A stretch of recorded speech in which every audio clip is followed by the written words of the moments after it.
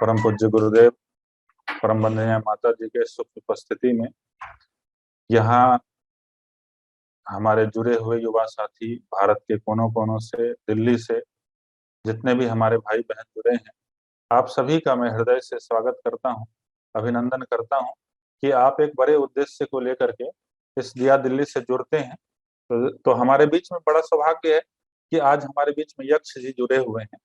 आपको बताऊं मित्रों कि यक्ष जी जब हम लोगों ने आह्वान किया, और आप जानते हैं कि ये जो ऑर्गेनाइजेशन है ये वॉलेंटियर ऑर्गेनाइजेशन, इस ऑर्गेनाइजेशन में कोई फंडिंग नहीं मिलता है, हम लोगों को कोई बहुत बड़ा फंडिंग नहीं मिलता है।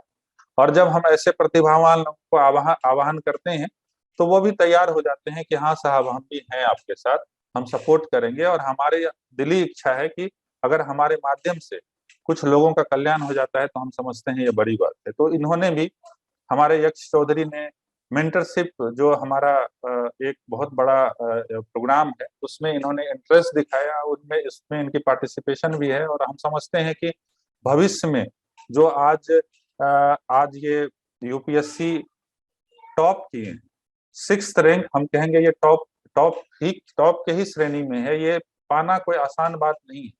हम समझते हैं कि कुछ विशेष बात है, कोई कारण होगा जो आज इस ऊंचाई पे हमारे यक्ष जी मौजूद हैं। और पूरी दिया दिल्ली को गर्व है, जिस दिन रिजल्ट आया था और आपको पता चला था कि हमारे मेंटर, हमारे यक्ष टॉप किए हैं, हम सबके लिए बहुत खुशी की बात थी।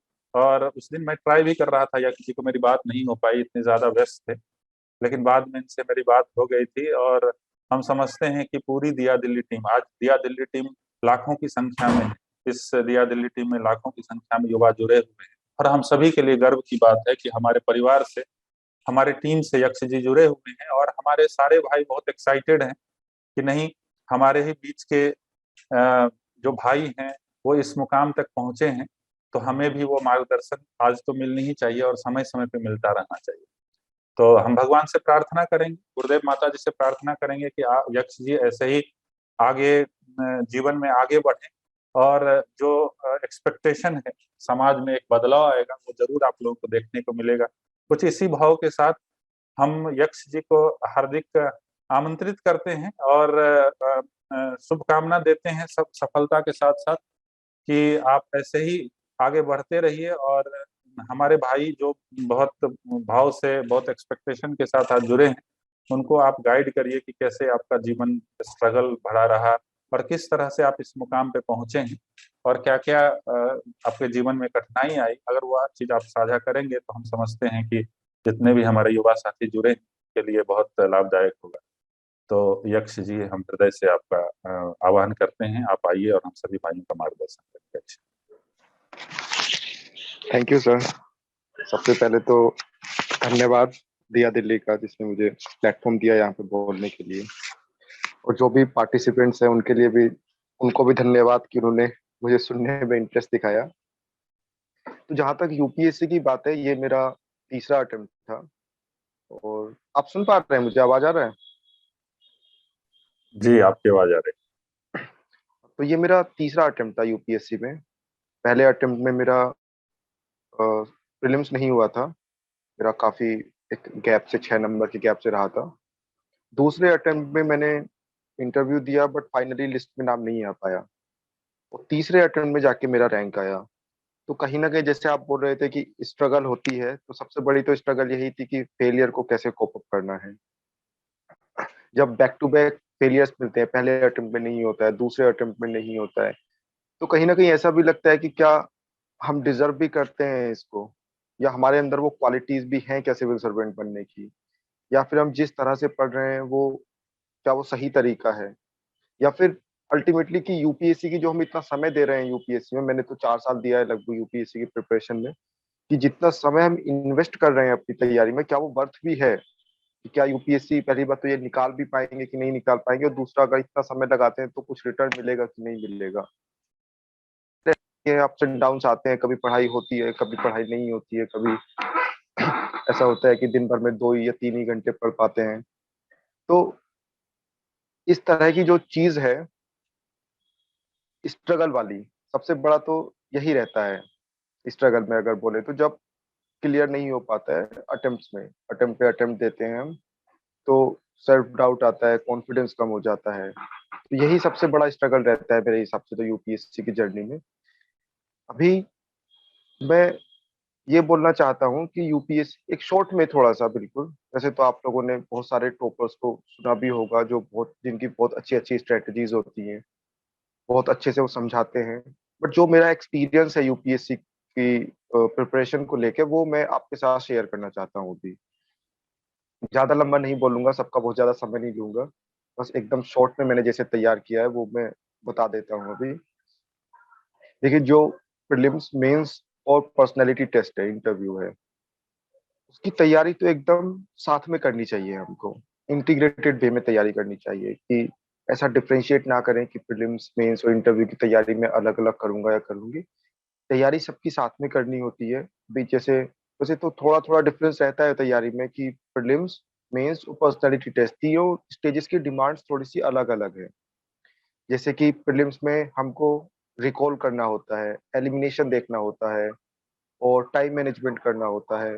जहाँ अगर आप मेंस की बात करें तो वहाँ पे हमें अपना जो आंसर राइटिंग है उसमें जो प्रेजेंटेशन होता है हमें उस पर काम करना होता है, डायग्राम्स ऐड करने होते हैं, डेटा ऐड करना होता है, क्लैरिटी के साथ लिखना होता है। वहीं अगर हम पीटी की बात करें, पर्सनैलिटी टेस्ट की, तो वहाँ पे पैरामीटर्स जैसे कि social traits, confidence, deep interest in our background, ये सब चीजें वहाँ पे जज की जाती है और उसके बेस पे हमको मार्क्स मिलते हैं। तीनों का थोड़ा थोड़ा डिमांड्स अलग हैं, तीनों स्टेजेस की। बट जब हम शुरू में तैयारी करें, जिन लोगों का, स्पेशली जिन लोगों का पहला अटेम्प्ट है या दूसरा अटेम्प्ट है, उन लोग जब तैयारी करें तो तैयारी तीनों की एक साथ करें।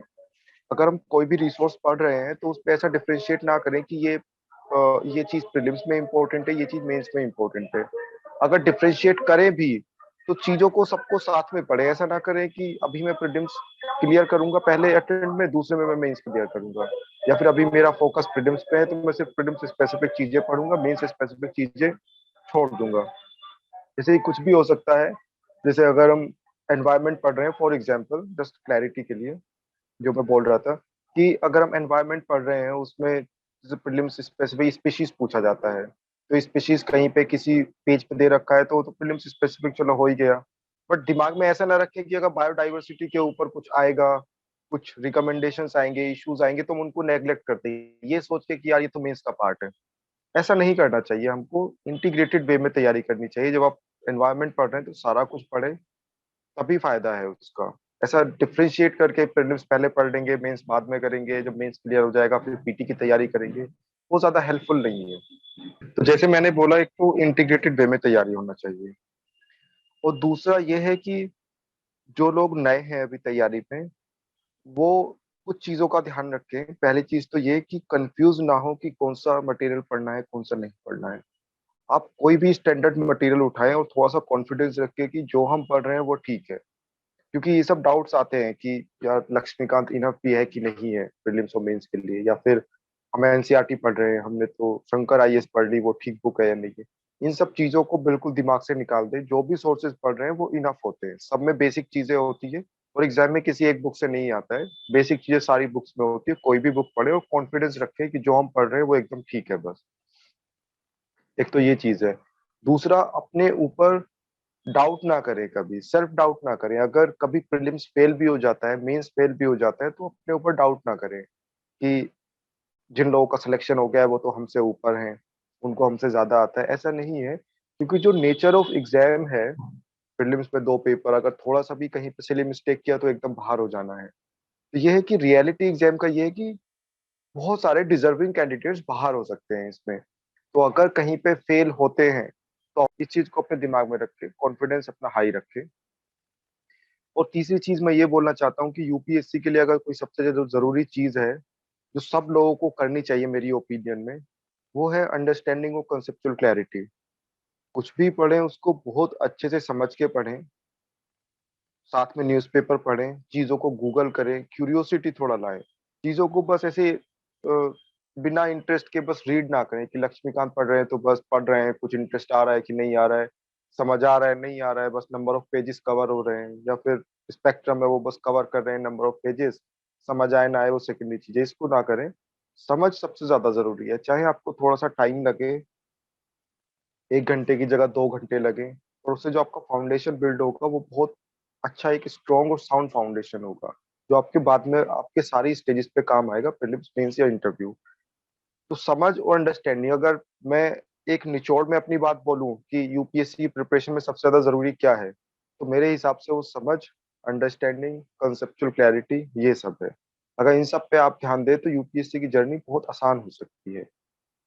इसके अलावा अगर तीनों स्टेजेस की बात की जाए अलग अलग, प्रीलिम्स, मेंस और इंटरव्यू, प्रीलिम्स के लिए हमको पीवाईक्यूज करने बहुत जरूरी होते हैं। पीवाईक्यूज को सही से एनालाइज करें, पैटर्न एनालाइज करें, उसके जो इम्पोर्टेंट थीम्स है, जो इम्पोर्टेंट एरियाज है जहाँ से क्वेश्चन बार बार आ रहे हैं, उनको एनालाइज करें, और उन उन एरियाज पे एक्स्ट्रा फोकस करें। जैसे कि नेशनल पार्क्स बार बार आते हैं तो उनको बहुत बढ़िया से कर ले, रिवर्स बार बार आती है उनको बहुत बढ़िया से कर ले। उसके साथ साथ साथ टेस्ट पेपर जरूर लगाएं, क्योंकि जो मोड होता है प्रीलिम्स का, या जो टेम्परामेंट है प्रीलिम्स के लिए, वो हमको जनरेट करना है कि हमको रीडिंग स्पीड बढ़ाना है, हमको कितने नंबर ऑफ क्वेश्चंस अटेम्प्ट करने हैं, हमको ओएमआर कैसे भरनी है। ये सब चीजें सीखना बहुत जरूरी होता है। जब प्रीलिम्स हो उससे 2-3 महीने पहले, जितना भी जिसकी श्रद्धा है, 4 महीने पहले, जितना भी जिसको प्रिपेयर करना है, उसमें टेस्ट सीरीज जरूर लगाए। किसी कोचिंग के, किसी के भी 30-30-40 टेस्ट तो जरूर लगा के जाए। पीवाईक्यूज अच्छे से एनालाइज करें उसपे, ये बहुत ज्यादा जरूरी चीज है। और उसपे जब हम टेस्ट देते हैं तो उसमें ये सब भी ध्यान रखें, जो हम पेपर में करते हैं एग्जैक्ट उसको प्रैक्टिस करना है। कि अगर किसी का इंग्लिश मीडियम है, अगर समझ नहीं आ रहा तो उसको हिंदी में पढ़ लें, तो हिंदी मीडियम में नहीं समझ पा रहा है उसको इंग्लिश मीडियम वाला जो होता है उसमें पढ़ लें। तो ये सब चीजें जरूरी है, ये सब चीजें हमको सीखनी है जब हम प्रीलिम्स का टेस्ट दे रहे हैं। और आजकल प्रीलिम्स का नेचर ऐसा हो गया है कि करंट अफेयर्स थोड़ा सा रैंडम होता जा रहा है, तो अपना फोकस जो है वो स्टैटिक पार्ट पे रखें, क्योंकि स्टैटिक पार्ट 90-100 नंबर आपके ला सकता है और उससे आपका एग्जाम क्लियर हो जाएगा। करंट अफेयर्स रैंडम है, रैंडम चीजों के पीछे ज्यादा ना भागे, अपना न्यूज़पेपर पढ़ते रहें। जो स्टैटिक चीजें उसको बढ़िया से करें, कहीं से बेयर मिनिमम करंट अफेयर्स कर लें, PT 365 या फिर मैगजीन्स कहीं से भी कर लें, उसको छोड़े ना, क्योंकि सवाल तो आ ही सकते हैं अल्टीमेटली, क्या पता अगली बार 20 सवाल आ जाए डायरेक्ट किसी मैगजीन से। तो आप वो कर लें, पर फोकस अपना स्टैटिक पार्ट पे रखें। स्टैटिक पार्ट ये आपको सिलेक्शन कराएगा प्रीलिम्स में। वो जो रैंडमनेस या अनसर्टिनिटी है उसको कम हो सकती है इस चीज से। दूसरी चीज, अगर मेंस की बात की जाए, तो मेंस में देखो, किसी को कितना भी नॉलेज हो, नॉलेज वहां पे आप किस तरह से उसको प्रेजेंट कर रहे हैं अपने आंसर्स में, किस तरह से आप लिख रहे हैं, वो ज्यादा जरूरी होता है। आपको कितना भी नॉलेज है, अगर आप उसको ठीक तरह से प्रेजेंट नहीं कर पाए तो उसका कोई फायदा नहीं है। बीच में किसी ने क्वेश्चन पूछा है कि न्यूज़पेपर पढ़ना, अब वो क्वेश्चन ही गायब हो गया, न्यूज़पेपर पढ़ना मस्ट है या नहीं, ऐसा कुछ क्वेश्चन था। तो न्यूज़पेपर पढ़ना बहुत ज्यादा जरूरी है मेरे हिसाब से। तो जो पूरा आपका करंट अफेयर्स है, मैंने तो पूरा अपना करंट अफेयर्स का जो बेस था मेरा वो न्यूज़पेपर्स था। मैंने ज्यादा मैगजीन्स नहीं पढ़ा था, और न्यूज़पेपर को मैं बहुत बढ़िया से करता था। तो मुझे लगता है कि अगर कोई सबसे ज्यादा इंपॉर्टेंट चीज है पूरी यूपीएससी की जर्नी में, तो न्यूज़पेपर है, मस्ट है, या फिर कोई मैगजीन पढ़ ले। देखो, मैगजीन पढ़ सकते हो, पर मैगजीन में अल्टीमेटली वही बात है कि चीजें आपको कंटेक्स्ट में समझ नहीं आएंगी। अब मैगजीन में क्या होगा कि कोई इशू है, सपोज एंटी डिफेक्शन भी है, तो उसमें थोड़ा सा कंटेक्स्ट देते हैं मैगजीन में, तो कि मणिपुर में एमएलए में ये केस हुआ, उसके बाद वो पूरा अपना एंटी डिफेक्शन के बारे में इश्यूज बता देंगे, चैलेंजेस बता देंगे, सॉल्यूशंस बता देंगे। बट जब उस चीज को हम न्यूज़पेपर में पढ़ते हैं, एक सेकंड, मेरा ईयरफोन डिस्चार्ज हो अभी आ रहा है आवाज? यस। तो जब हम उस चीज को कंटेक्स्ट में पढ़ते हैं न्यूज़पेपर में, तो वो चीजें लंबे समय तक हमारे दिमाग में रहती हैं। तो न्यूज़पेपर जिनके पास टाइम है अभी, जो अगली बार पेपर दे रहे हैं, अभी मेंस नहीं दे रहे हैं, अगली बार प्रीलिम्स देना है, उनके पास 1 साल है अभी, तो न्यूज़पेपर को जरूर पढ़ें। मेरे हिसाब से सबसे ज्यादा जरूरी चीज न्यूज़पेपर है प्रिपरेशन में। उसके बाद हम बात कर रहे थे मेंस में, तो मेंस आंसर राइटिंग में आपको सीखना पड़ेगा आंसर्स लिखने। आपने कंटेंट आपके पास कितना भी है, आपको उसको प्रेजेंट करना आना चाहिए। कंटेंट की जहां तक बात है, जैसे मैं पहले बोल रहा था कि अंडरस्टैंडिंग के साथ पढ़ना है, कंसेप्चुअल क्लैरिटी के साथ पढ़ना है, तो बेसिक चीजें तो आपकी वहां से कवर हो ही जाएंगी। उसके बाद हमको ये सीखना है कि जितना हमारे पास नॉलेज है उसको लिखा कैसे जाए, कितनी स्पीड में लिखा जाए कि हमारे पूरे पेजेस भर जाएं, इंट्रोडक्शन कैसे लिखना है, डायग्राम्स कैसे बनाना है, डेटा कैसे लिखना है, तो ये सब चीजें आपको सीखना पड़ेगा। अभी अगर मैं आंसर राइटिंग के ऊपर बोलना शुरू करूंगा तो बहुत लंबा सेशन हो जाएगा, लोग भी बोर हो जाएंगे। बट मैं शॉर्ट में ये बोलना चाहता हूँ कि आंसर राइटिंग को बहुत सीरियसली लें। मैंने ज्यादा आंसर राइटिंग नहीं की थी और मुझे उसका रिग्रेट है, बट मेरे मार्क्स अच्छे आ गए थे। इसको या तो लक बोलें या कुछ भी बोलें, बट मैंने बाद में रिग्रेट किया इस चीज को। टेस्ट पेपर्स आप जरूर लगाएं, बेयर मिनिमम 10 15 20 जितने भी आपको मेंस के टेस्ट पेपर्स की मैं बात कर रहा हूँ वो जरूर लगाएं। आंसर राइटिंग प्रैक्टिस जरूर करें, वो बहुत ज्यादा जरूरी है। डेटा या तो आप खुद से इकट्ठा कर लें, डेटा सब्सटेंशिएट करने के जो आप आर्ग्यूमेंट्स लिखते हैं, जो पॉइंट्स लिखते हैं आप, उसको सब्सटेंशिएट करने के लिए डेटा बहुत जरूरी होता है। या तो डेटा आप कहीं से कंपाइल कर लें थ्रू आउट द ईयर, या फिर ना करें तो कोचिंग इंस्टीट्यूट्स के मेन से पहले डेटा निकलता है, जैसे विजन आईएएस और ओनली आईएएस का मैंने किया था, उसको कर सकते हैं आप। तो डेटा को रट ले बहुत सारा, जब भी जहां भी आपको मौका मिले अपने आंसर्स में डेटा लिख दें। उसके अलावा डायग्राम्स की थोड़ी प्रैक्टिस करें। वही 5 7 तरीके के डायग्राम्स होते हैं, आप उनको प्रैक्टिस कर लें। अगर किसी को आंसर राइटिंग पे ज्यादा अगर एनालाइज करना है, मैं तो ये प्लेटफॉर्म पे अगर बोलूंगा तो लंबा सेशन ना हो जाए, इस वजह से मैं आपको रिकमेंड करूंगा कि एक अक्षत जैन करके एक है, जिन्होंने आंसर राइटिंग के ऊपर पूरा सेशंस लिए थे, शायद यूट्यूब पे वो मिल जाए। मैंने बहुत सारे अपने जो आंसर राइटिंग में जो भी टिप्स एंड ट्रिक्स थी वो वहीं से सीखी है, उसको आप देख सकते हैं। उसके अलावा जो टॉपर्स है उनकी कॉपी एनालाइज कर सकते हैं, जैसे मैं सत्यम गांधी की कॉपी पिछली बार देखा था, मुझे काफी हेल्पफुल लगा था। सुन पा रहे हैं मुझे? यस सर, तो इस तरह से आपको आंसर राइटिंग, फिर भी मैं शॉर्ट में थोड़ा सा बता देता हूँ आंसर राइटिंग के बारे में। सबसे ज्यादा जरूरी चीज होती है, वैसे अगर आप फ्रेशर्स हैं अभी तो शायद आपको समझ ना आए चीजें, आपको एब्स्ट्रैक्ट लगे हैं उसमें, मैं शॉर्ट में मैं बता दूं फिर भी, जस्ट बियर विद मी। सबसे पहला होता है रिलेवेंसी। आप जो भी कंटेंट लिख रहे हैं वो सीधा रिलेवेंट होना चाहिए जो एग्जाम में पूछा है। हमको बीटिंग अराउंड द बुश नहीं करना है कि सवाल में कुछ पूछा है, चैलेंजेस पूछे हैं, हम वे फॉरवर्ड लिख रहे हैं, हम उसके इश्यूज लिख रहे हैं। नहीं, हमको चैलेंजेस पूछा है, हमको चैलेंजेस ही लिखना है।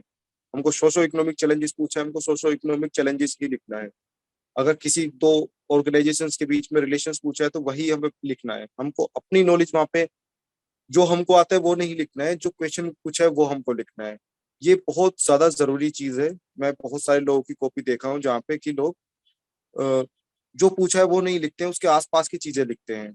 अगर आप चीजें आसपास की भी लिख रहे हैं तो उसको ऐसा तोड़ मरोड़ के लिखें ताकि वो लगे कि जो सवाल में पूछा है वो उसके लिए है, एकदम उससे रिलेवेंट है, उसको रिलेवेंट बनाए।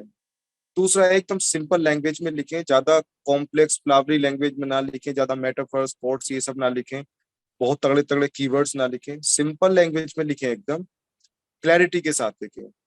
तीसरा, डेटा और डायग्राम से उसको सब्सटेंशिएट करें। डेटा डायग्राम बहुत ज्यादा जरूरी होते हैं। उसके बाद सारे आंसर्स को कंप्लीट करें।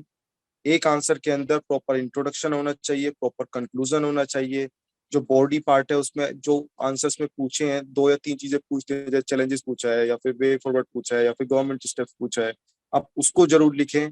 मतलब बॉडी के अंदर जो क्वेश्चन है पूछा है वो सीधा सीधा डायरेक्टली एड्रेस होना चाहिए, with proper introduction with proper conclusion, diagrams हो उसमें।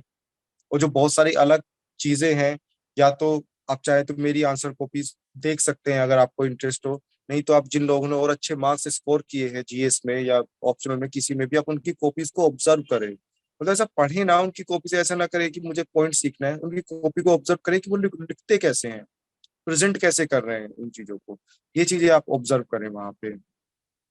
उसके बाद जैसे एथिक्स का होता है एक पेपर हमारा, तो एथिक्स में जो प्रैक्टिकल चीजें हैं उन पे ज्यादा फोकस करें रादर देन थ्योरीज फिलोसफीज इन सब पे, और डायग्राम्स करें। यहाँ पे मैं एक चीज जरूर बोलना चाहूंगा, जिन लोगों को एथिक्स मुश्किल लगता है वो मुदित जैन की किताब आती है डिकोड एथिक्स करके, वहां से आप पीवाईक्यूज के सॉल्यूशंस कर ले, आपका एथिक्स इजी लगने लगेगा। वहां से आप डायग्राम सीखें, आंसर्स लिखते कैसे हैं वो सीखें। मैंने तो अपने दोनों अटेम्प्ट में वो बुक की थी और मुझे बहुत ज्यादा हेल्पफुल लगी थी वो, उस किताब को कर सकते हैं। उसके बाद ऐसे राइटिंग प्रैक्टिस भी जरूर करें। अगर किसी के अंदर नेचुरल टैलेंट है ऐसे लिखने का तो अलग बात है, अगर किसी को मुश्किलात होते हैं इसमें लिखने में ऐसे, तो आप ऐसे की बहुत बढ़िया से तैयारी करें। जो ऐसे बार बार रिपीट होते हैं, जैसे विमेन के ऊपर रिपीट होता है या फिर किसी भी चीज के ऊपर अगर जो ऐसे रिपीट होते हैं, आप उनके प्रॉपर इंट्रोडक्शन कंक्लूजन्स कोई एनेक्डोट, इस तरह से आप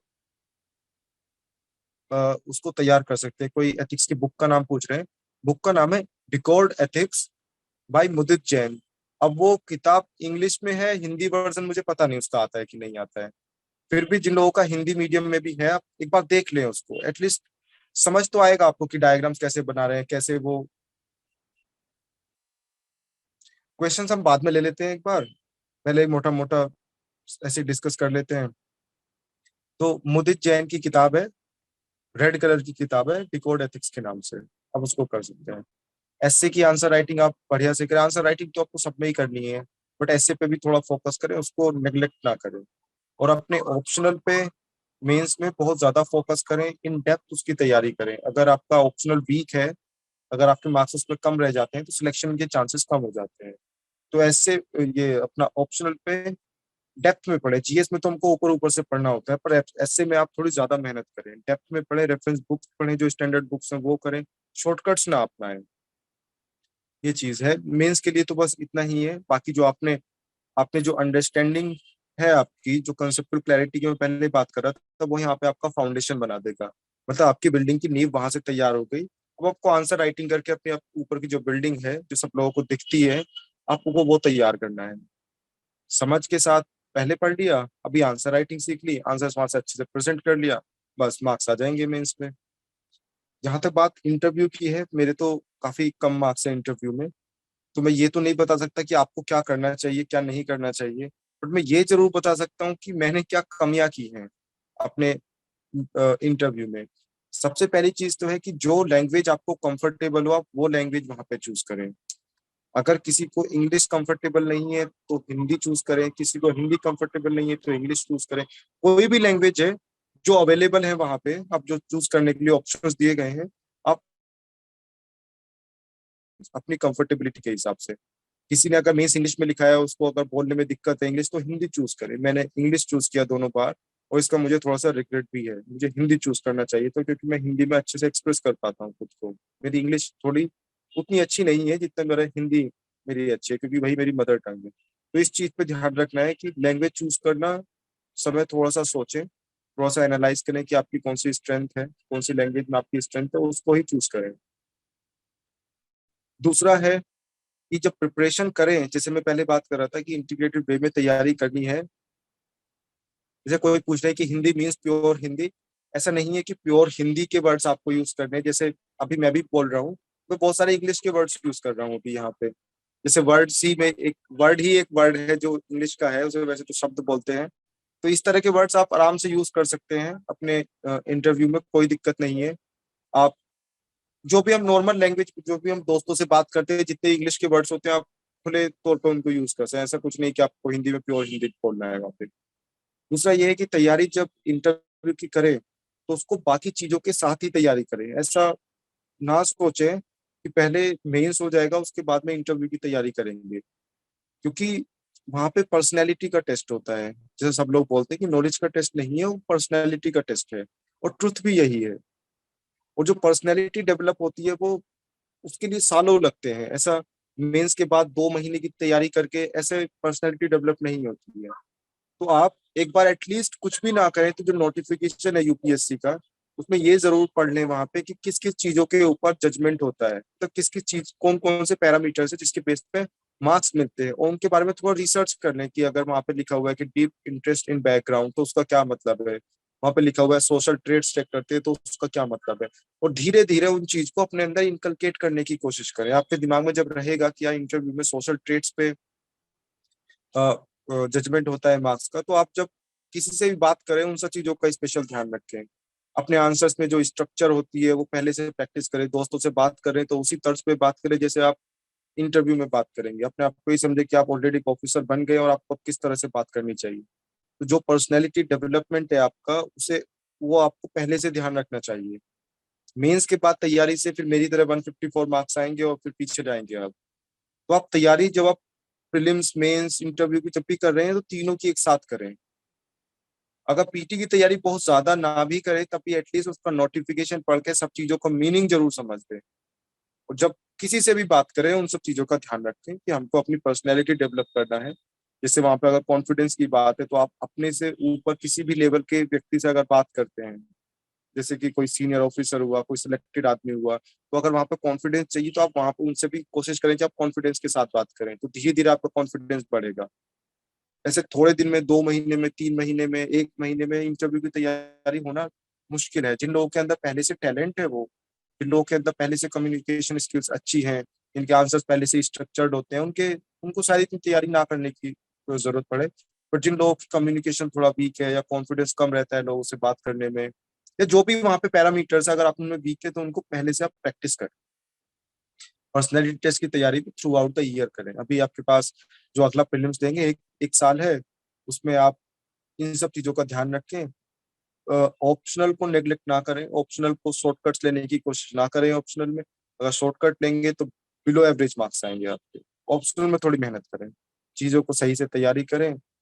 फिर से मैं एक बात रिफ्रेश करूंगा या री एम्फेसाइज करूंगा कि अंडरस्टैंडिंग और कंसेप्चुअल क्लैरिटी, जब तक आपकी किताब का एक पेज जो पेज आप पढ़ रहे हैं, जब तक वो फुल्ली क्लियर ना हो जाए, अगले पेज पे ना बढ़े। चीजों को रीड ना करें, रीड करेंगे तो वो कहीं काम नहीं आएगा, प्रीलिम्स हो या मेंस हो या इंटरव्यू हो। सिर्फ पढ़ी हुई चीजें बिना समझ के कहीं काम नहीं आती है। आजकल तो प्रीलिम्स का भी ऐसा पेपर हो गया है कि वहां पे कंसेप्चुअल क्लैरिटी बहुत जरूरी है। आप प्रीलिम्स के पॉलिटी के पेपर्स, क्वेश्चन पेपर उठा के देखें जो प्रीलिम्स के हैं, उसमें पूछते हैं लिबर्टी का क्या मीनिंग है।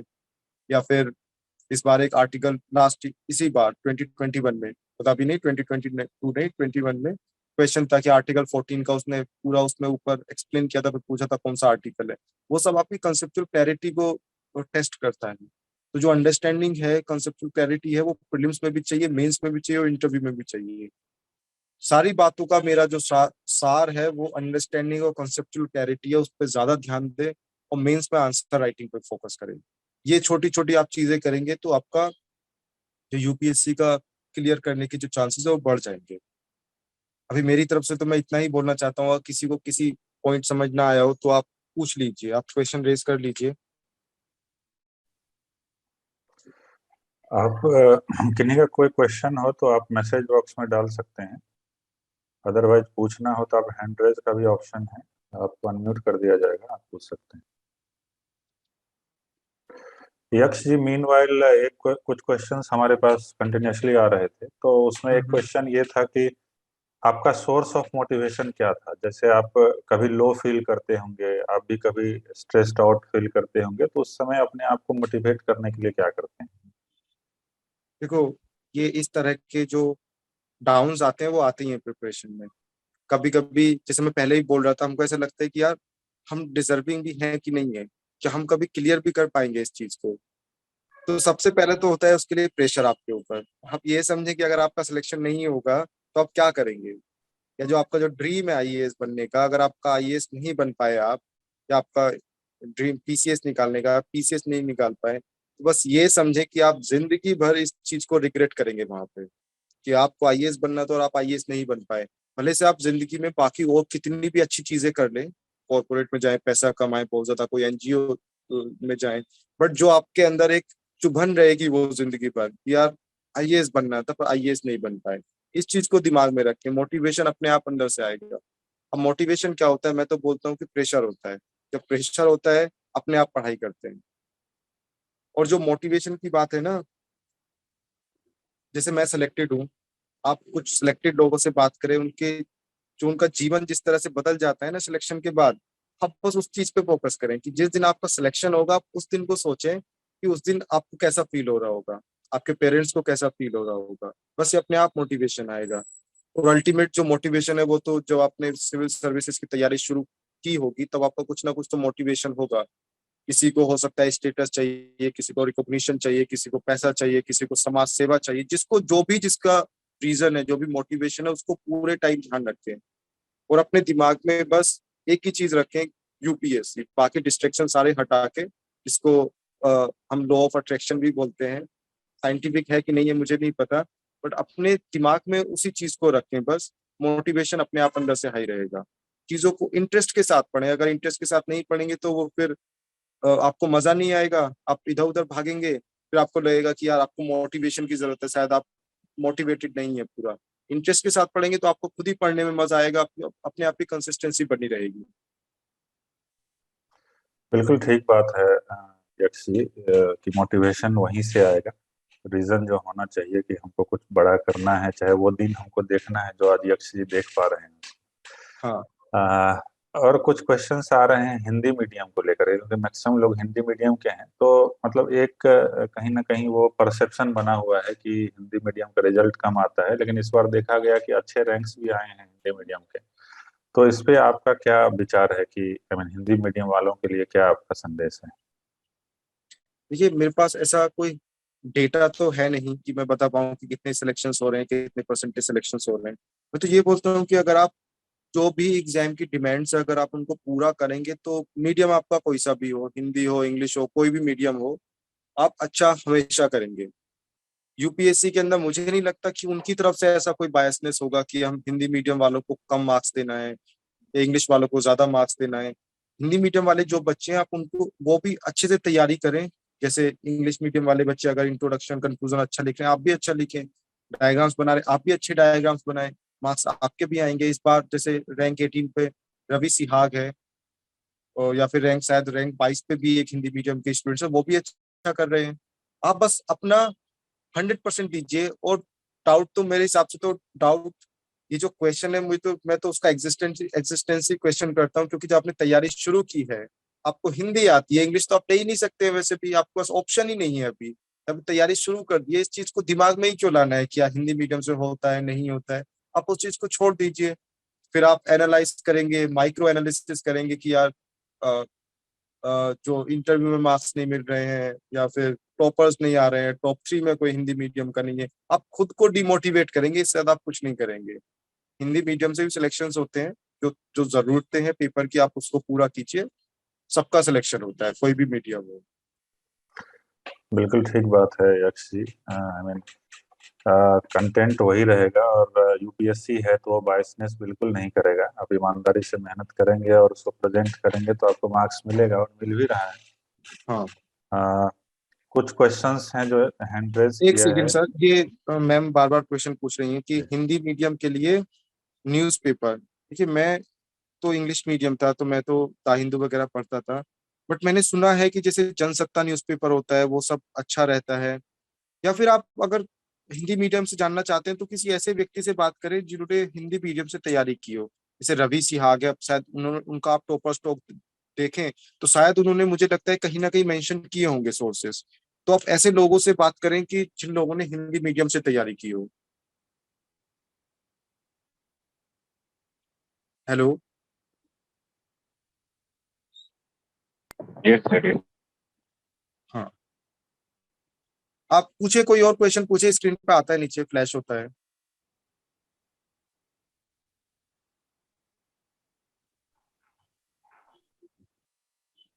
किन्हीं का कोई क्वेश्चन है तो आप अनम्यूट करके पूछ सकते हैं, आपको परमिशन दे दिया गया है। कृष्णा शर्मा जी हैं, आप पूछ सकते हैं question. Yes sir, good morning sir. पूछिए। सर मेरा क्वेश्चन ये है कि when I read newspaper, so in a day I fetch out approximately 15 to 20 points from different GS. तो उसको एक दिन में सारे टॉपिक कैसे पढ़ें, और जब हम पढ़ रहे हैं वो टॉपिक तो हमें कौन से पॉइंट्स पे ध्यान देना है। और ऐसे अगर मैं एक दिन में छोड़ता हूँ तो ऐसे ओवर द वीक बहुत सारे अकोमोडेट हो जाते हैं ऐसे टॉपिक। तो हाउ टू अच्छा, कवर दैट? न्यूज़पेपर में यस सर। Yes sir. देखो, न्यूज़पेपर जब आप पढ़े ना तो आप टॉपिक बात के लिए ना छोड़ें कि अगर इंडिया चाइना रिलेशन है तो मैं इसको अभी कवर नहीं करता हूँ, इसको मैं शाम में कवर कर लूंगा, या एक हफ्ते में सारे टॉपिक्स एक साथ कर लूंगा। जो आप पढ़ रहे हैं ना उसको तुरंत वहीं पे उसको हैंडल कीजिए। अगर इंडिया चाइना रिलेशन है तो आप उसको वहीं पे कवर कीजिए, गूगल करिए, कुछ भी करिए, उसको आप वहीं पे तैयार कीजिए। कोई भी एडिटोरियल बात के लिए बिल्कुल ना छोड़े, वो कभी कवर नहीं होते हैं। बंडल बनता जाता है उनका, स्टैक होते चले जाते हैं, और वो कभी आप नहीं कर पाएंगे क्योंकि इतना प्रेशर रहता है, इतना सब कुछ रहता है। तो थोड़ा सा अगर आप 2 घंटा दे रहे हैं, 1.5 घंटा दे रहे हैं, 10 मिनट और दे दो, उसको वहीं पे कवर कर लो। बात के लिए बिल्कुल मत छोड़ो। और जो जैसे पढ़ने का जो तरीका होता है कि हम जैसे पढ़ रहे हैं कुछ भी चीज, एडिटोरियल पढ़ रहे हैं, तो अगर उसमें कोई स्टैटिक पार्ट है ना तो आप ऐसा ना करें कि बुक खोल के उसको पढ़ रहे हैं पहले कि स्टैटिक को मैं वहां से कवर कर लेता हूँ, एंटी डिफेक्शन आया तो मैं उसको लक्ष्मीकांत से कवर करूंगा। आप इतनी देर में लक्ष्मीकांत निकालेंगे, उसके पेज पे पहुंचेंगे, इतना टाइम तो आपको वैसे ही लग गया। इसके लिए सबसे अच्छा है तुरंत उसको गूगल करें, एंटी डिफेक्शन यूपीएससी डाल के, और उसमें आप वहां से तैयार कर लें बस।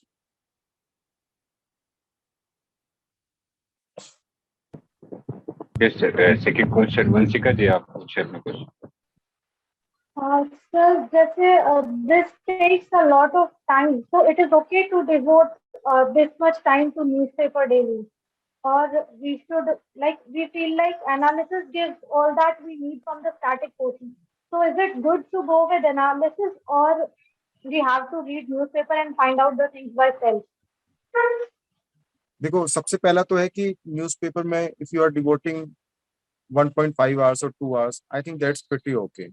मुझे लगता है कि newspaper is the most important thing in your UPSC preparation. तो आप अगर उसमें टाइम डिवोट कर रहे हैं तो आपको रिटर्न मिलेगा उसमें। आपका दूसरा क्वेश्चन मैं भूल गया।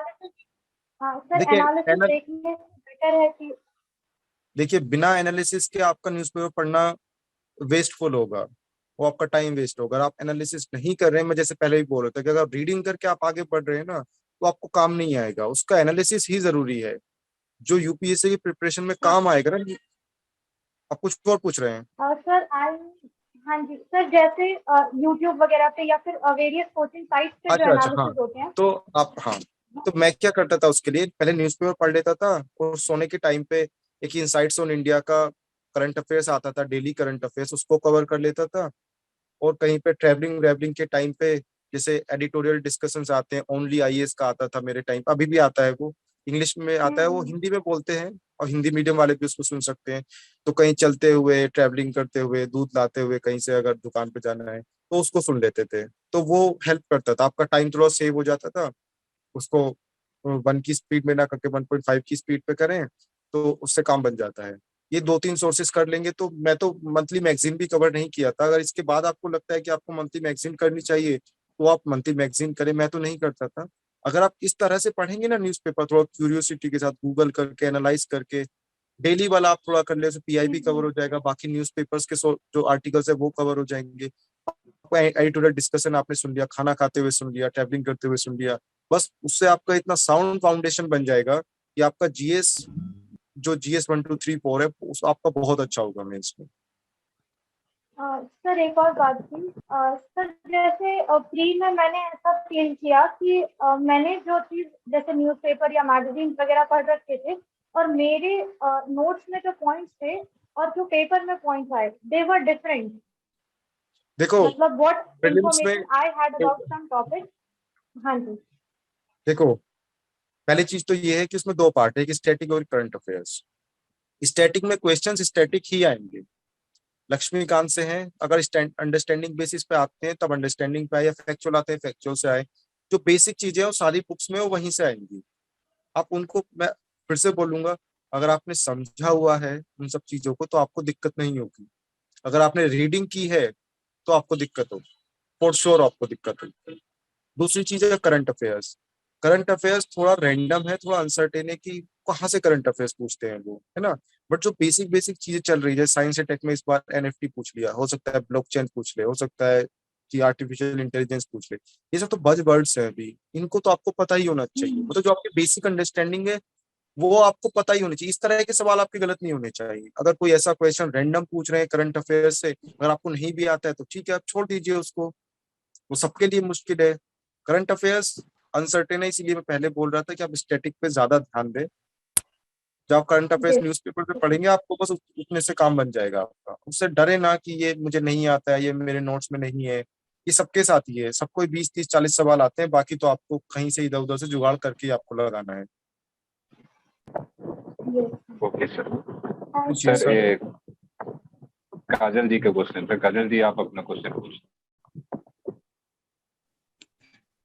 Good morning sir. सर मेरा क्वेश्चन ये है सर, मैं पूछना चाहती हूँ कि आपके सर स्कूलिंग ग्रेजुएशन वगैरह सर कहाँ से हुए, और आपका मेंस में जो ऑप्शनल सब्जेक्ट था सर वो क्या था? देखिए मैंने अपनी आईआईटी गुवाहाटी से सिविल इंजीनियरिंग किया है और मेरा जो ऑप्शनल था वो सोशियोलॉजी था।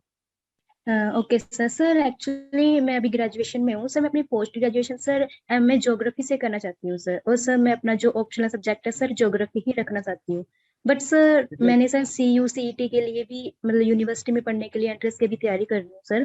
तो सर जब मैंने अपना ऑप्शनल चूज कर लिया कि मेरे को ज्योग्राफी से करना है एमए, बट सर मेरे को अब जब पता लगा कि ज्योग्राफी में अच्छा स्कोर नहीं आता सर ऑप्शनल हाँ, में, और मैं सिलेक्ट बता देता हूँ, मैं तुम्हें बीच में कट शॉर्ट करके मैं बता देता हूँ इसका आंसर। देखो, आपका जो बैकग्राउंड है और जो आप ऑप्शनल ले, वो जरूरी नहीं है कि सेम ही लेना है आपको। आपको ऑप्शनल वो लेना है जिसमें आपको स्कोर अच्छा है, जिसका थोड़ा सिलेबस शॉर्ट हो, थोड़ा प्रैक्टिकल हो। ऐसा कोई मैथ्स लेना, ज्योग्राफी लेना जो अच्छा स्कोर ना करे। मैं ऐसा किसी किसी ऑप्शनल को क्रिटिसाइज नहीं कर रहा हूँ, सब में अच्छे मार्क्स आते हैं लोगों के जब अच्छी मेहनत करते हैं।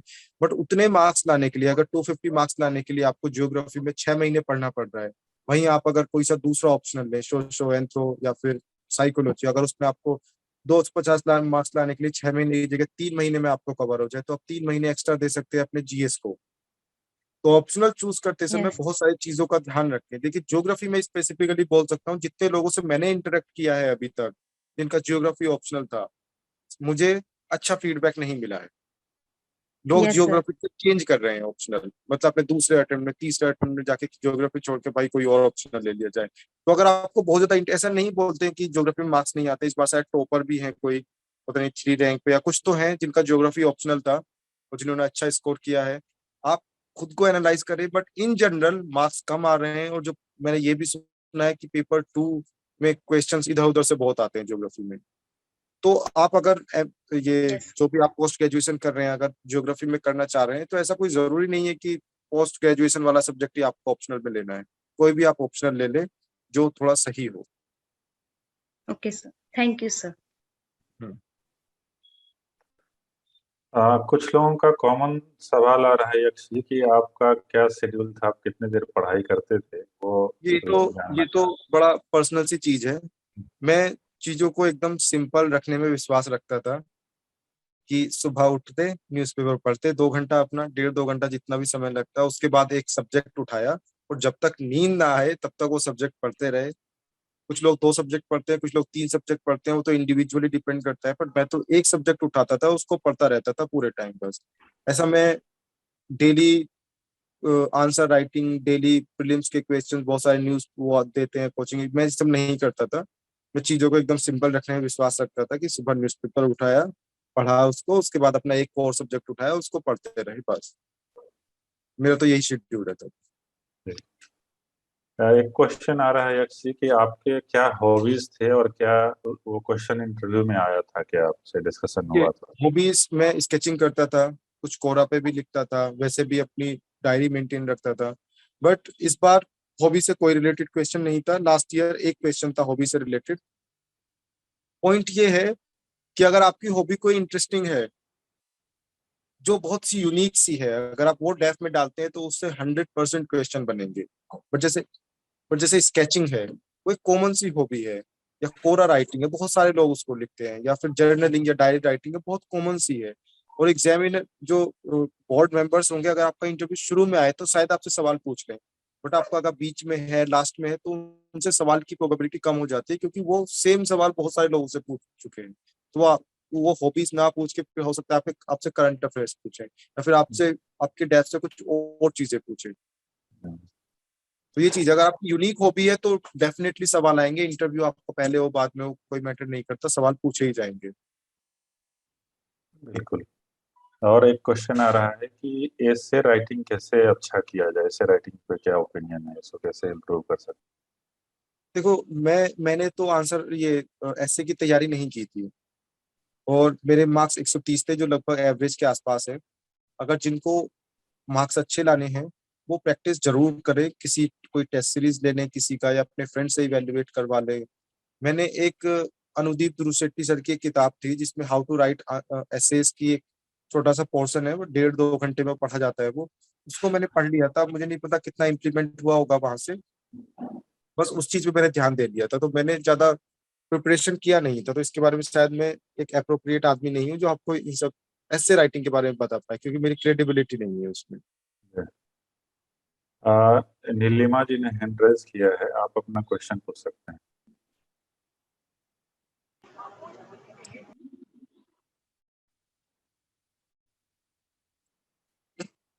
नीलिमा जी, आपको आवाज आ रही है मेरी? तो आप अपना क्वेश्चन पूछ सकते हैं अनम्यूट करके।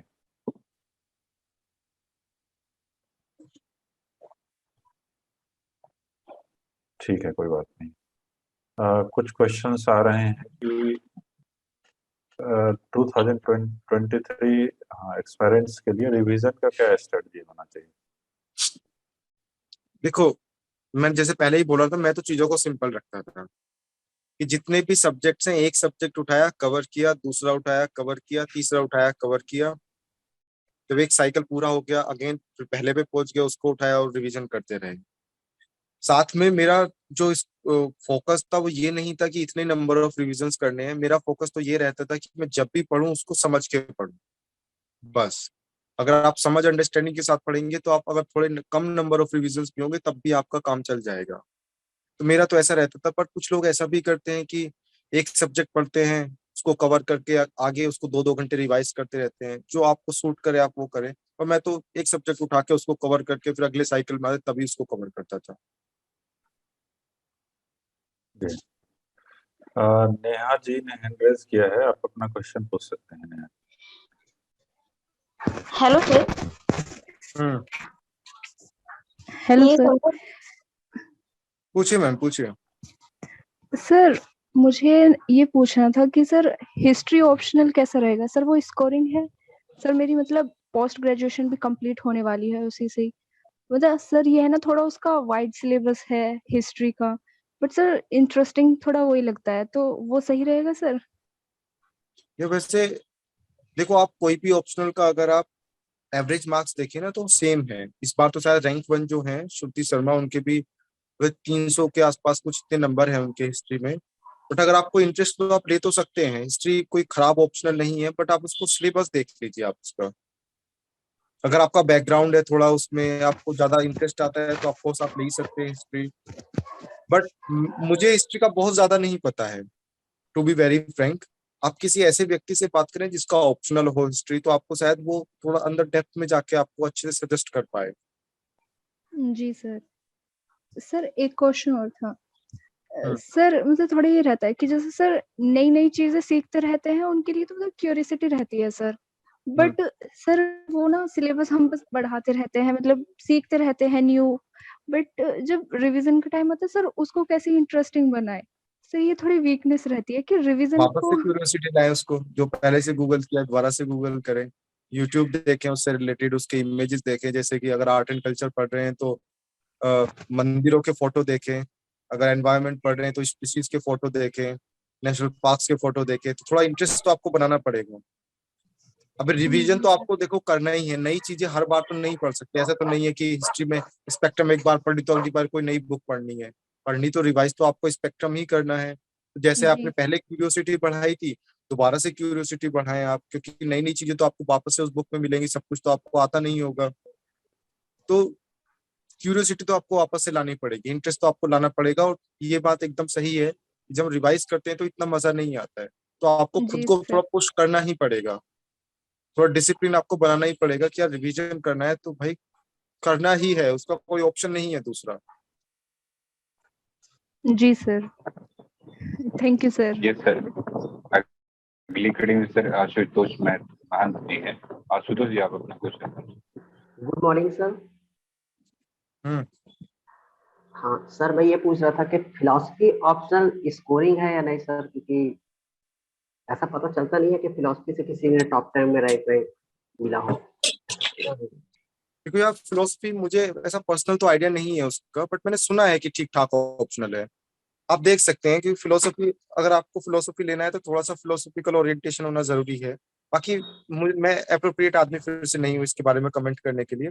आप किसी ऐसे व्यक्ति से बात करें जिसका फिलोसफी ऑप्शनल हो, या फिर ये सबके लिए है। अगर किसी को देखना है तो कोरा पे थोड़ा सर्च कर लें, यूट्यूब पे जिनका फिलोसफी ऑप्शनल था उनसे उनके वीडियोस देख लें, उन्होंने शायद स्ट्रेटेजी या उसके बारे में ज्यादा बताया हो। बट मैंने ऐसा सुना है कि फिलोसफी का छोटा छोटा सिलेबस रहता है, स्कोरिंग रहता है। आप देख लें उसको, मुझे इतना बहुत ज्यादा आइडिया नहीं है पर फिलोसफी का। जी सर, थैंक यू। हाँ, देखिए अब एक दो और सवाल पूछ लीजिए, क्योंकि मुझे अभी कहीं जाना है, टाइम की थोड़ी कमी है। तो लास्ट 2 क्वेश्चंस आप पूछ लीजिए। Okay sir. तो सर अगली कड़ी में एकता जोकर जी हैं, वो अपना क्वेश्चन। हाँ जी। Hello sir. सर मेरा ये क्वेश्चन है कि जब हम स्टैटिक पोर्शन पढ़ लेते हैं और थोड़ा करंट अफेयर्स के साथ भी उसको लिंक करने की कोशिश करते हैं, बट फिर भी जब हम आंसर राइटिंग करने की कोशिश करते हैं तो वहां पे हमें ये लगता है कि हमें क्या क्या लिखे आंसर में, मतलब क्या लिखना चाहिए, कैसे लिखना चाहिए, उसमें थोड़ी प्रॉब्लम आती है आंसर्स लिखने में। देखो, अगर आपको दिक्कत आ रही है ना, आपको पॉइंट समझ नहीं आ रहे हैं, तो आप टॉपिक वाइज नोट्स बना लीजिए मेंस के। टॉपिक वाइज नोट से मतलब कि अगर सेपरेशन ऑफ पावर टॉपिक दिया हुआ है तो आप उसके नोट्स बना लें। इंक्लूसिव ग्रोथ दिया हुआ है, उसके नोट्स बना लें। नोट्स से मतलब है कि हर एक टॉपिक का 2-4 data, 2-4 points, issues, challenges, way forward, ये सब लिख लें। तो जब आप क्वेश्चन लिखने बैठेंगे तो आपके दिमाग में वो पॉइंट्स नेचुरली आ जाएंगे उस टाइम पे। बट ये सब चीजों के लिए तो नहीं कर सकते, क्वेश्चंस नए भी आएंगे। तो जो नए Yes, sir. क्वेश्चंस आएंगे ना, आप इसको सबसे पहले तो आपका, जैसे मैं पहले ही बोला था, फाउंडेशन जो आपका है, अंडरस्टैंडिंग और क्लैरिटी, आप उसके साथ तो पढ़ेंगे ही पढ़ेंगे। उसके बाद आप प्रैक्टिस करें, ज्यादा से ज्यादा आप प्रैक्टिस करें, वो आपके लिए बेनिफिशियल होगा। बट पर्सनली जब मैं लिखता था, मुझे तो ऐसा लगता था कि कोई भी क्वेश्चन आता था ना, तो उसके अंदर नेचुरली अपने आप पॉइंट्स आ जाते थे अंदर से निकल के। अब पता नहीं आपके साथ अगर ऐसा ना हो तो आप टॉपिक वाइज नोट्स बनाएं, वो भी एक अच्छी स्ट्रेटेजी रहती है। आप ऐसा कर सकते हैं, पर अल्टीमेटली आपको प्रैक्टिस करना पड़ेगा। आप प्रैक्टिस ज्यादा कीजिए इस चीज के लिए, अगर आपको दिक्कत आ रही है तो। Okay okay sir, thank you so much sir. Sir एक लास्ट क्वेश्चन चैट में बार बार आ रहा है कि आप अपने ऑप्शनल के बारे में स्ट्रेटेजी बता दीजिए, सोशोलॉजी के बारे में, कि आपने कैसे फॉलो किया। देखो, सबसे पहले तो ये है, ऑप्शनल जहां तक, कोई सा भी ऑप्शनल हो, सोशियोलॉजी हो या कोई सा भी ऑप्शनल हो, आपको डेप्थ में पढ़ना जरूरी है। अगर आप शॉर्टकट लेने की कोशिश करेंगे, कोई शॉर्ट नोट्स पढ़ेंगे, कोई ऐसी छोटी सी किताब पढ़ेंगे जिसमें सब कुछ कवर हो जाए, तो इस तरह की जो स्ट्रेटेजी होती है शॉर्टकट वाली, वो स्ट्रेटेजी अच्छी नहीं है। ये सारे ऑप्शनल के लिए है। आप पढ़ें तो थोड़ा डेप्थ में पढ़ें। सारे टॉपिक की मैं ये सजेस्ट करूंगा, कोई सा भी ऑप्शनल हो, सब सारे टॉपिक्स के लिए, सारे क्या बोलते हैं, चैप्टर्स के लिए आप एक एक रेफरेंस बुक जरूर फॉलो करें। तो मेरा जो मेथड रहता था सोशियोलॉजी पढ़ने का, वो ये रहता था कि मैंने क्लास ली थी महापात्रा सर की, जो आती हैं वाजीराम में। उसके बाद मैंने उनके नोट्स को 1-2 बार रिवाइज करके अपने खुद के नोट्स बनाने शुरू किए थे। जो भी जितने भी मैंने बुक्स पढ़ी, अपने सबको सिंथेसिस करके, सबको कंबाइन करके एक अपने नोट्स बना लिए थे सोशियोलॉजी के, जिनको मैं बार बार रिवाइज कर लेता था बाद में। और इन डेप्थ पढ़ने के लिए मैंने काफी बुक्स फॉलो की थी, जैसे हर्लम बोस, रिटजर या इग्नू, या एक नितिन सांगवान सर की किताब आती है, वो मैंने पढ़ी थी। उसके अलावा पेपर 2 में बी के नागला किताब, SL दोशी सर की किताब आती है रूरल सोशियोलॉजी के ऊपर, और पेपर 2 में इग्नू सबसे ज्यादा हेल्पफुल होता है। तो ये सब मैंने किया था उसके लिए, और अपने नोट्स बना लिए। तो स्पेशल हमको ध्यान रखना है थिंकर्स पे।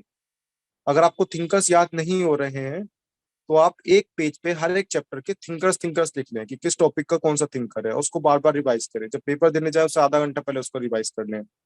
और जब आप आंसर राइटिंग करें सोशियोलॉजी का, तो उस पर ध्यान दें कि आपको जो कोर सोशियोलॉजिकल थ्योरीज है, जैसे फंक्शनलिज्म हो गया, कॉन्फ्लिक्ट थ्योरीज हो गया, या जो कोर थिंकर्स हैं हमारे, जैसे दरखाइम हो गया, एम एन श्रीनिवास हो गया, इंद्र बेते हो गया, या जो कंटेम्प्रेरी थिंकर्स भी हैं, आपको थिंकर्स ज्यादा कोट करने हैं rather than current examples and data. आप जो कोर सोशियोलॉजिकल चीजें हम सीखते हैं अपने पूरे तैयारी के दौरान, आप उस पर ज्यादा रिलाई करें rather than current data and current examples. क्योंकि जो आप कॉपी चेक करेंगे वो PhD या फिर एक सीनियर प्रोफेसर होंगे, और वो अप्रिशिएट करेंगे जब आप कोर सोशियोलॉजिकल चीजें लिखेंगे। तो इस चीज पे ध्यान दें, और अपने जब आंसर लिखे उसमें कोशिश करें कि ज्यादा से ज्यादा थिंकर्स लिखे जाएं। कुछ आंसर्स को पॉइंट्स में लिखो, कुछ आंसर्स को पैराग्राफ्स में लिखो। डायग्राम्स सीखो, जैसे नितिन सांगवान किताब में डायग्राम्स है काफी, आप डायग्राम्स सीखो। डायग्राम्स तो सारे, कोई भी हो, GS हो, एथिक्स हो, सबके लिए इंपॉर्टेंट है।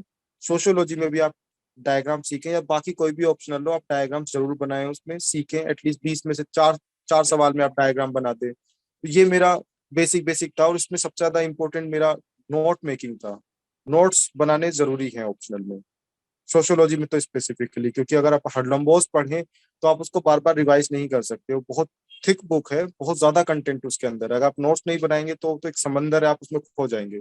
बाद में आपका रिवाइज नहीं होगा, फिर आप बाद में जाके बहुत कंफ्यूज भी हो जाएंगे, और आपको कॉन्फिडेंस भी नहीं आएगा कि मेरी तैयारी हुई है कि नहीं हुई है, मेरा सारा रिवाइज हुआ भी है कि नहीं हुआ है। और अल्टीमेटली तो जो GS और ऑप्शनल के बीच में जो 5 दिन बचते हैं, उसमें आप ऐसे नोट्स बनाए कि वो 2 बार रिवाइज हो जाए। बस इतना करना है आपको। कंक्लूड करते हैं। बहुत धन्यवाद यक्ष जी आपके बहुमूल्य समय के लिए। और हम समझते हैं कि हम सभी के लिए जो यक्ष जी ने सूत्र दिया है वो अगर हम लोग अपनाएंगे तो हम समझते हैं कि जो बहुत सारे हमारे कंफ्यूजन है, द्वंद्व हैं, वो सारे क्लियर हो जाएंगे आपके। और इवन फिर से अगर इस सेशन को देखना है तो दिया दिल्ली फेसबुक पेज पे आप देख सकते हैं, यूट्यूब पे दिया दिल्ली यूट्यूब पेज पे भी ये अवेलेबल हो जाएगा बहुत जल्द।